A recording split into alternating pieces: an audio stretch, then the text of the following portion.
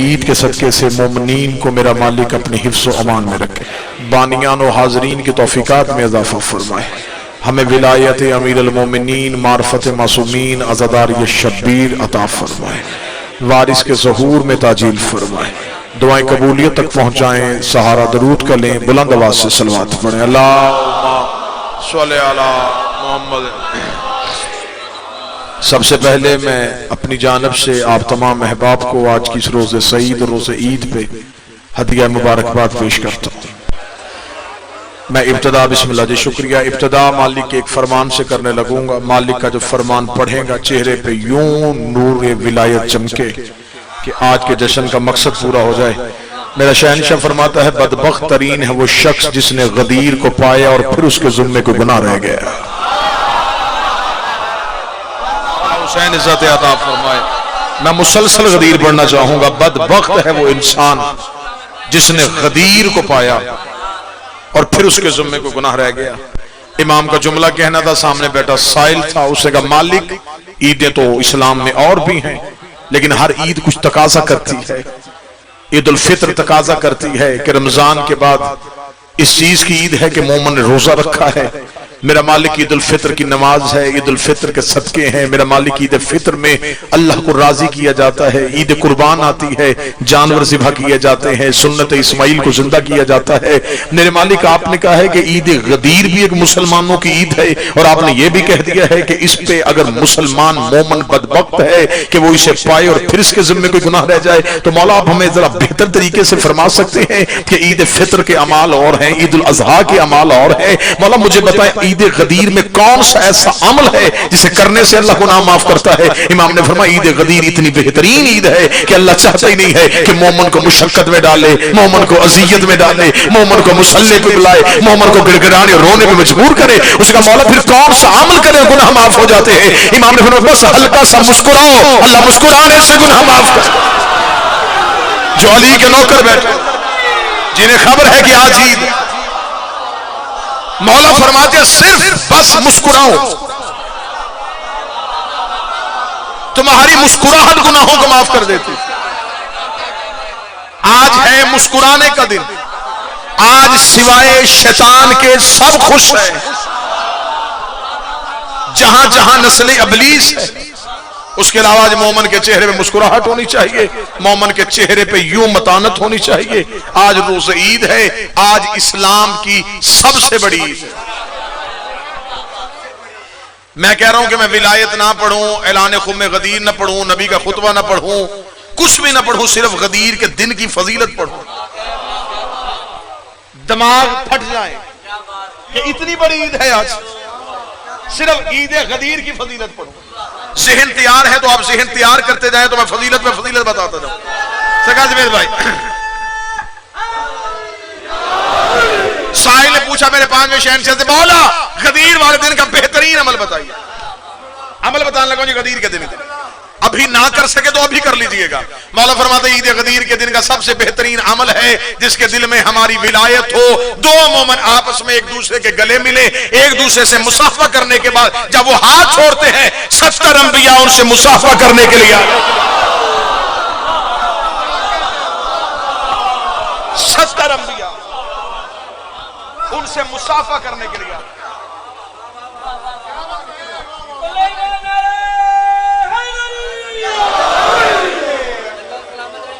آج اسلام کی سب سے بڑی، آج دین مکمل ہو گیا، نعمتیں تمام ہو گئی۔ دین رسول سے شروع نہیں ہوا، دین آدم سے شروع ہوا۔ ہر نبی کے دور میں جو صاحب شریعت نبی تھے انہوں نے شریعتیں بدلی، دین نہیں بدلا۔ دین صرف مسلمان کا نہیں ہوتا، کافر کا بھی ہوتا۔ میں قرآن کی آیت سے ثابت کرتا ہوں لکم دینکم ولی دین، تمہیں تمہارا دین مبارک، ہمیں ہمارا دین مبارک۔ کافر کے ہاں بھی دین ہے، اسلام دین ہے، اس کے اندر شریعت ہے۔ شریعت کیا ہے؟ ہر نبی کے دور میں شریعتیں تبدیل ہوئی۔ کسی نبی کے دور میں 50 نمازیں تھیں، کسی کے دور میں 30 نمازیں تھیں، کسی کے دور میں 6 ماہ کے روزے سے، کسی نبی کے دور میں 3 ماہ کے روزے تھے، کسی نبی کے دور میں فلاں دن مچھلی کا شکار حرام تھا، کسی نبی کے دور میں حلال تھا۔ ہر نبی کا دور شریعت بدلتا رہا، دین نہیں نہیں بدلا. دین کیا ہے؟ اللہ ایک ہے، یہ دین ہے. رسول معصوم ہے، یہ دین ہے. فرشتے موجود ہیں، یہ دین ہے. ولایت علی کے اعلان کے بعد شریعت مکمل نہیں ہوئی. جو غدیر سننے کے لیے وہ بندے سر اٹھائے. اعلان ولایت امیر المومنین کے ساتھ نبی کی شریعت مکمل نہیں ہوئی. جو دین آدم سے شروع ہوا تھا، آدم نے کتنی قربانی دی، اللہ نے دین کے تکمیل کی سند نہیں دی. آدم نے اتنی محنت کی، خدا نے نہیں کہا کہ دین مکمل ہو گیا. نوح سفینہ لے کے کائنات میں پھرتا رہا، خدا نے نہیں کہا کہ دین مکمل ہو گیا. ابراہیم نے نار نمرود کو ٹھنڈا کیا، خدا نے نہیں کہا کہ دین مکمل ہو گیا. موسیٰ فرعون کے سامنے کھڑا رہا، خدا نے نہیں کہا کہ دین مکمل ہو گیا. ابراہیم نے بیٹے کی گردن پہ چھری رکھ دی، خدا نے نہیں کہا کہ دین مکمل ہو گیا. یعقوب نے یوسف جیسا بیٹا دے دیا، خدا نے نہیں کہا کہ دین مکمل ہو گیا. یوسف بادشاہ مصر بن گیا، خدا نے نہیں کہا کہ دین مکمل ہو گیا. عیسیٰ ٹوکر سے مردے زندہ کرتا رہا، خدا نے نہیں کہا کہ دین مکمل ہو گیا. مصطفیٰ مکے میں آ گیا، نماز کا حکم آ گیا، ہجرت کرنی پڑ گئی، خیبر پہ آنا پڑ گیا، خندق عبور کرنی پڑ گئی، کل ایمان کو لانا پڑ گیا. خدا نے کسی جگہ پہ نہیں کہا کہ دین مکمل ہو گیا. ادھر خم غدیر پہ 18 ذی الحجہ علی کی ہاتھ کا اٹھنا تھا، ولایت علی کا اعلان ہونا تھا. خدا نے کہا دین بھی مکمل ہو گیا، نعمتیں بھی تمام ہو گئی. اب میرا مجمع بول کے بتائے، جو دین آدم سے لے کے نبی کی محنت تک بغیر علی کی ولایت کے قبول نہیں ہوتا. تیری 2 رکعت کی نماز بغیر علی کی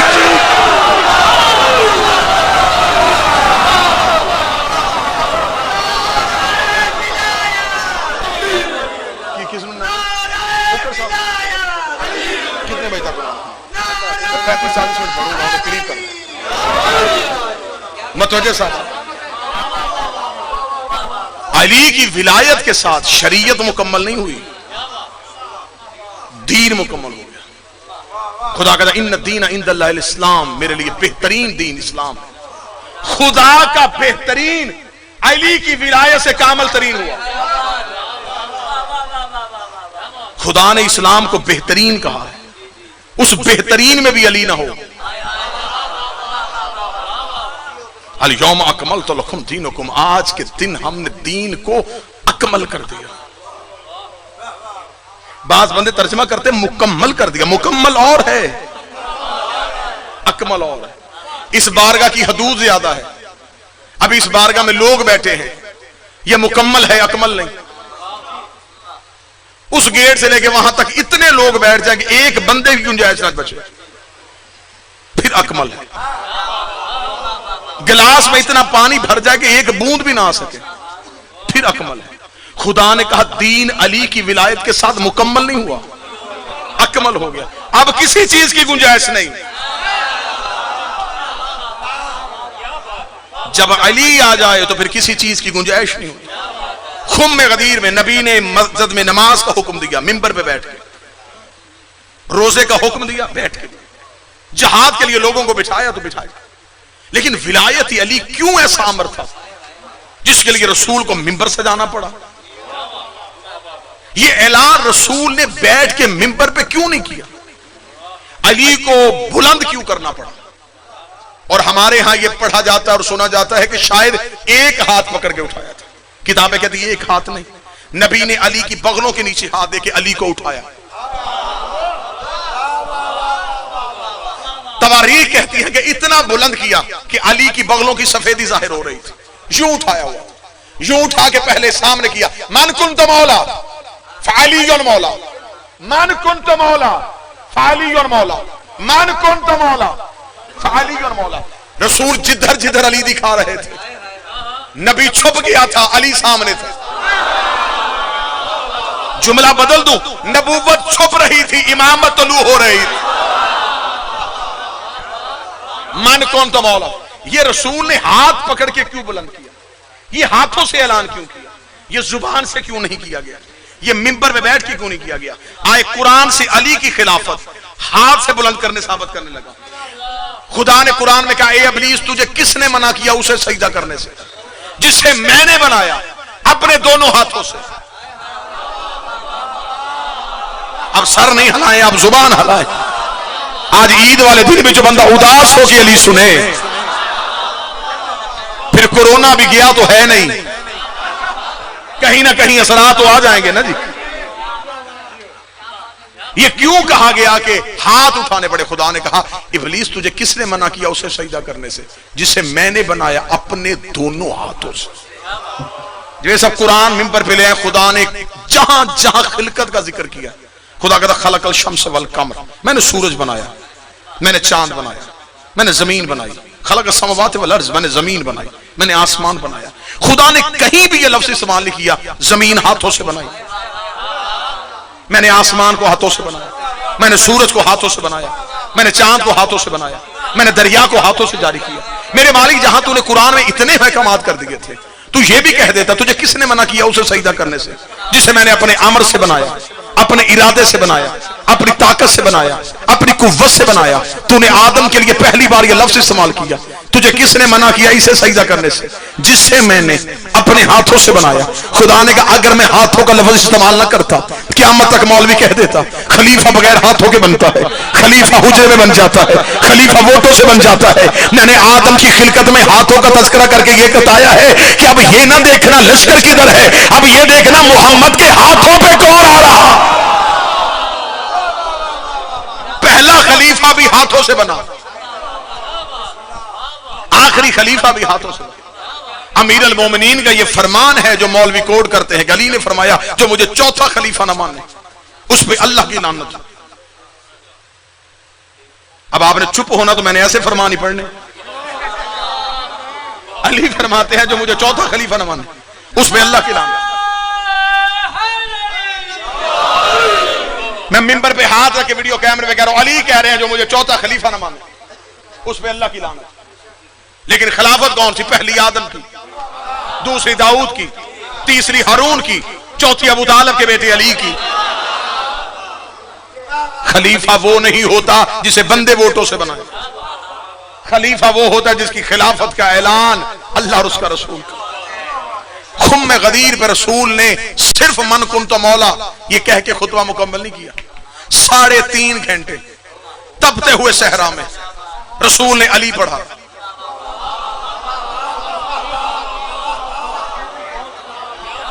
مجمع شیعہ، پنکھے لگے ہوئے، صاحبان لگا ہوا، دھوپ کوئی نہیں، پانی قریب ہے، داد بھی مل رہی ہے، نعرے بھی لگ رہے ہیں. زیادہ سے زیادہ خطیب 1 گھنٹہ فضائل پڑھ سکے. تپتا ہوا صحرا، مجمع داد نہیں آگے سے دے رہا، جہاں رسول علی پڑھ رہا. لکھوں تک صحرا، تپتی ہوئی دھوپ، پاؤں پہ بھی چھالے، دلوں پہ بھی چھالے، سروں پہ دھوپ کی جلن، دل میں بغض علی کی جلن.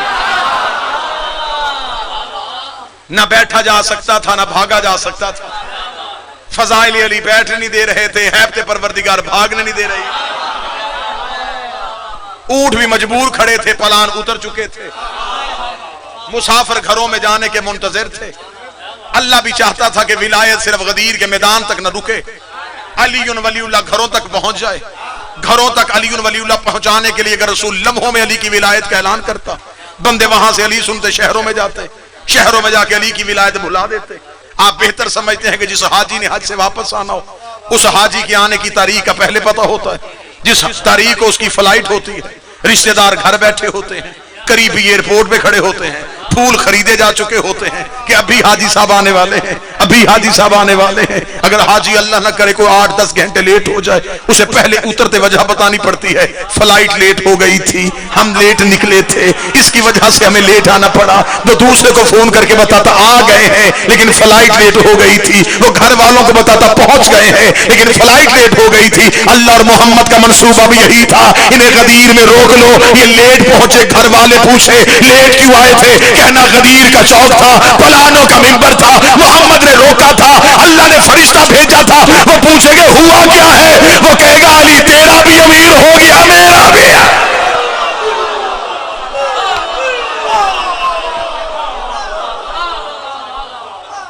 3.5 گھنٹے 3.5 گھنٹے تپتے ہوئے صحرا پہ مسلسل علی پڑھا گیا.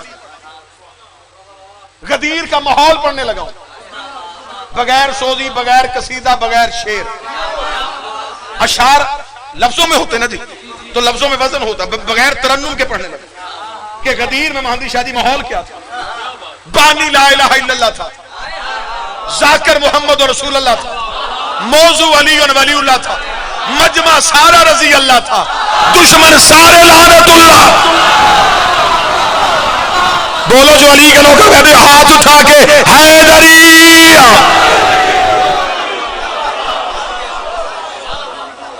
شیعہ اس بات پہ خوش نہیں ہے کہ آج 18 ذی الحجہ بندوں کو غدیر سے دشمنی ہے اور ہمارے بچوں کو سوشل میڈیا پہ پریشان کر رہے ہیں۔ شیعہ کسی کے مرنے کی خوشی منا رہے ہیں، اتنا ٹائم نہیں ہمارے پاس ہم کسی کا مرنا یاد رکھیں جب ہمیں اس کا آنا ہی یاد نہیں۔ ہمیں کسی کا مرنا یاد،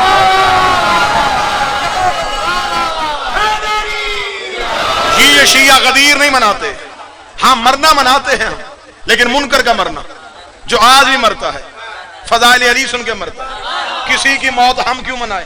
موت منانے کے لیے اتنا خرچہ، اتنے لوگ اکٹھے کریں کسی کا مرنا پڑھنے کے لیے؟ وہ سیانے کہہ گئے مر گیا مردود۔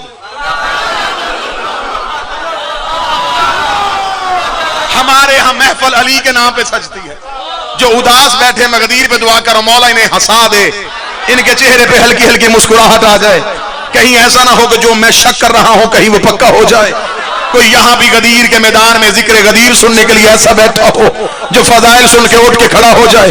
مجھے بعض بندوں کی چپ سے ڈر لگ رہا ہے کہیں پتھر نہ آ جائے۔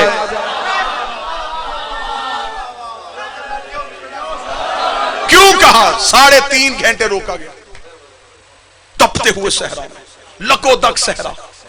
یا رسول اللہ یہ بات کرنی تھی مکے میں کر لیتا، فرمایا مکے میں خطبہ دیتا، اللہ نے آیت بھیجنی تھی، آج نعمتیں تمام ہو گئیں۔ مولویوں نے آج کہہ دینا تھا کعبہ نعمت تھا، آب زمزم نعمت تھی، صفا و مروہ نعمت تھی، میں مدینے کہتا ہے انہوں نے کہنا تھا کھجوریں نعمت تھی۔ نبی نے روکا وہاں جہاں نہ کھجور، نہ درخت، نہ پتے، نہ کنواں، نہ نہر، کچھ بھی نہیں، صرف ریت۔ 3.5 گھنٹے علی پڑھا، مسلسل علی پڑھا، خاموش ہو کے لوگوں نے سنا۔ یہاں بیٹھے ہیں، یہ لاؤڈ سپیکر ہے، وہاں تک آواز جا رہی ہے، میں تھوڑا سا لاؤڈ سپیکر کو نیچے کروں گا، پیچھے سے ہاتھ اٹھنے شروع ہو جائیں گے، آواز نہیں آ رہی، مجھے مائک کے قریب آنا پڑے گا۔ اسے کہتے ہیں طاقت رسول۔ 3.5 گھنٹے علی پڑھا، ایک صحابی نے بھی نہیں کہا کہ مجھے آواز نہیں آئی۔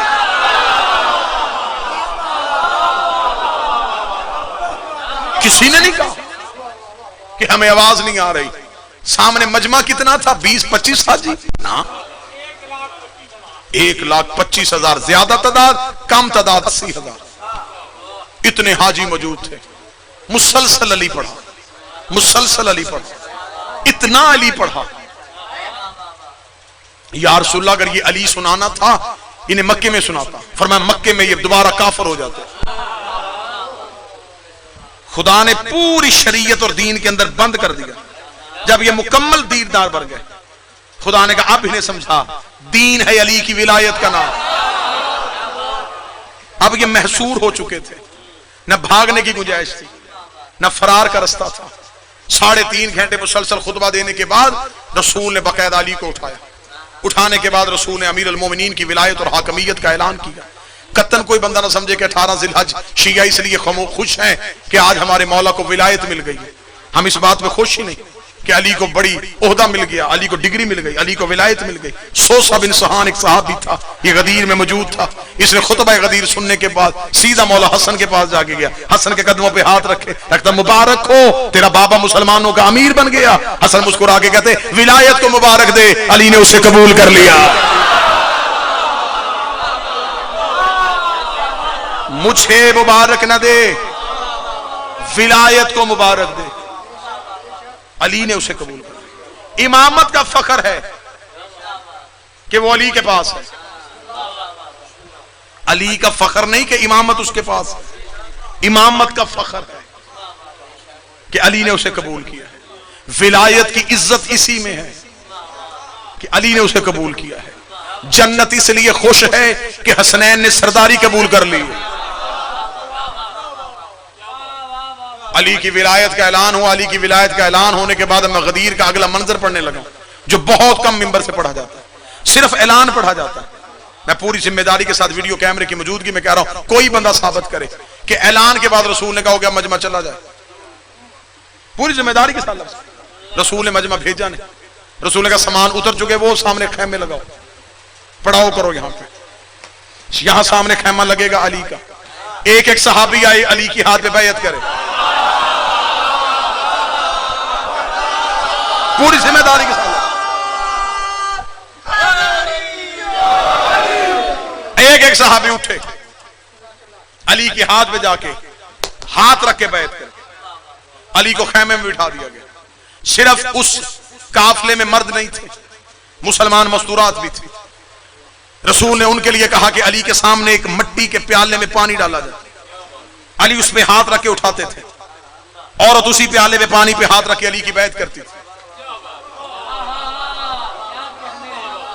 سن رہے ہیں آپ غدیر کے لیے سن رہے ہیں. مرد علی کے ہاتھ پہ ہاتھ رکھتے تھے, مستور پانی کے پیالے پہ ہاتھ رکھ کے علی کی بیعت کر رہی تھی. بیعت کا سلسلہ شروع ہو گیا. ابھی میں نے کہا کتنے صحابی تھے, آواز آ گئی 1,25,000.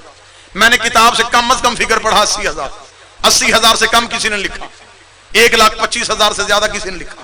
تاریخ صرف واقعات لکھتی ہے, نتیجے خطیب نے خود نکالنے ہوتے ہیں. ہمارا کام ہوتا ہے تجزیہ کر کے آپ تک نتیجہ نکال کے بھیجنا. 80,000 بندہ اگر تھا غدیر میں, اگر 80,000 نے بیعت کی تو ایک بندے کا اٹھ کے علی کے پاس جانا, بیعت کرنا, واپس آنا, کم از کم دورانیہ 1 منٹ. اگر 80,000 صحابی تھے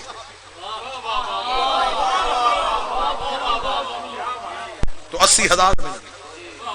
اگر 1,25,000 تھے تو 1,25,000. اجتماعی طور پہ تو بیعت ہوئی نہیں, فرادہ آئے, علی کے ہاتھ پہ بیعت کی. بخن بخن کی صدائیں علی کو دی گئی, مبارک دی گئی علی کو. علی کے ہاتھ پہ بیعت کی. خم غدیر پہ ادھر علی کی ولایت آ گئی. جملے انتہائی عمدہ آپ کو دینے لگے. ادھر علی کی ولایت آ گئی. بلال گلدستہ اذان پہ آئے, یا رسول اللہ اذان, فرمایا لفظ تبدیل کر, اب حی علی الصلاۃ, حی علی الفلاح. اس کے فوراً بعد کہا حی علی خیر العمل. بندے حاجی وضو کر رہے تھے, وضو کرتے ہوئے بلال کی اذان کان میں, حی علی الصلاۃ. بندوں نے سر نہ اٹھائے. حی علی الفلاح, بندوں نے سر نہ اٹھائے. حی علی خیر العمل کا, بندوں نے یوں سر اٹھا کے دیکھا. خیر العمل,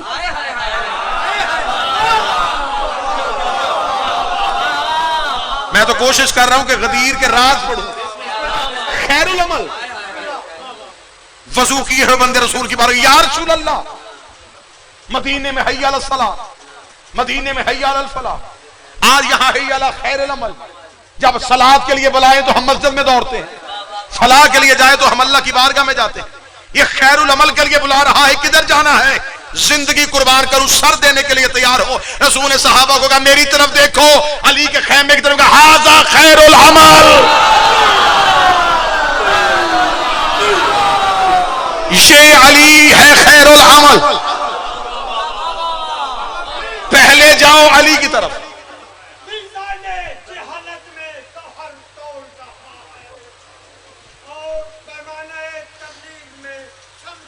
کہاں تک پہنچے جی؟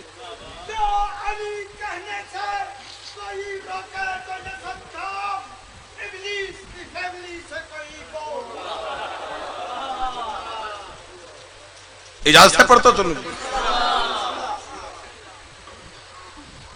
حی علی خیر العمل, فرمایا علی ہے خیر العمل.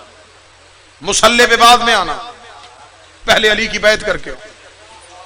پوری ذمہ داری کے ساتھ جملے کہنے لگا ہوں. رسول کے پیچھے نماز پڑھنے والے لوگوں نے رسول نے جماعت سے نکالا. رسول نے کہا جماعت میں بعد میں آنا, پہلے علی کی ولایت کا اعلان کر کے آؤ, پہلے علی کی بیعت کر کے آؤ. کر لیں گے یا رسول اللہ, اتنی بھی ضروری کیا, پہلے اللہ کو سجدہ تو کر دیں. رسول کے چہرے پر رحمت اتری اور غضب آ گیا. فرمایا تم اپنی نمازیں بچا رہے ہو, وہ میری رسالت واپس لے رہا.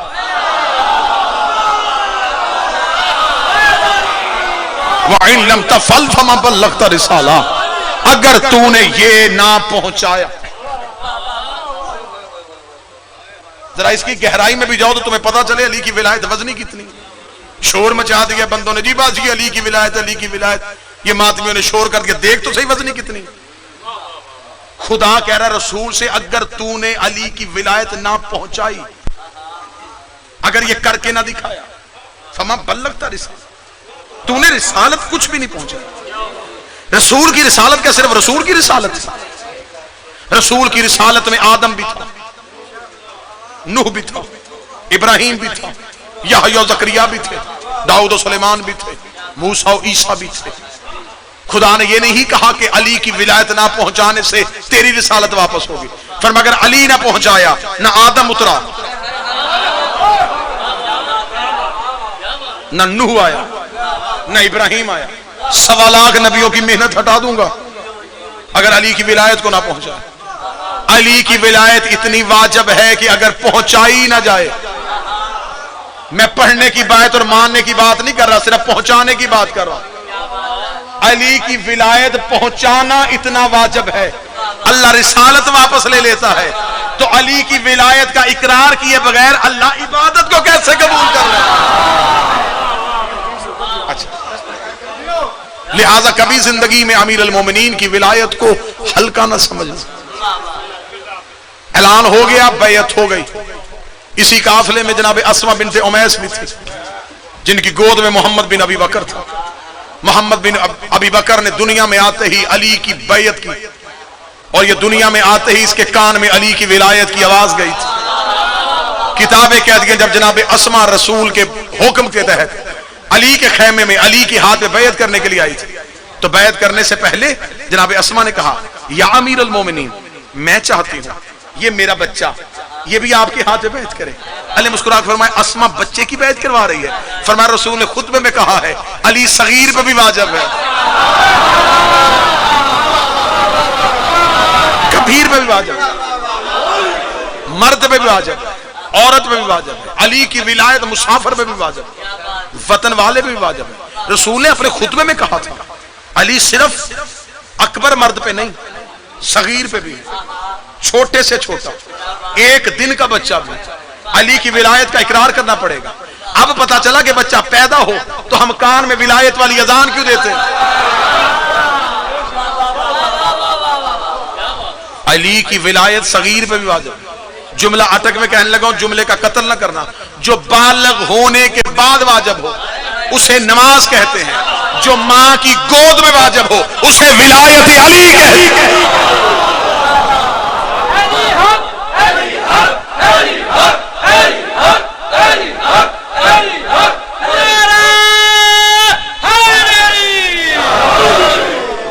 بات پہنچی سرکار؟ صغیر پہ واجب ہے، کبیر پہ واجب ہے. اللہ نے فرمایا اسما محمد کی بیعت.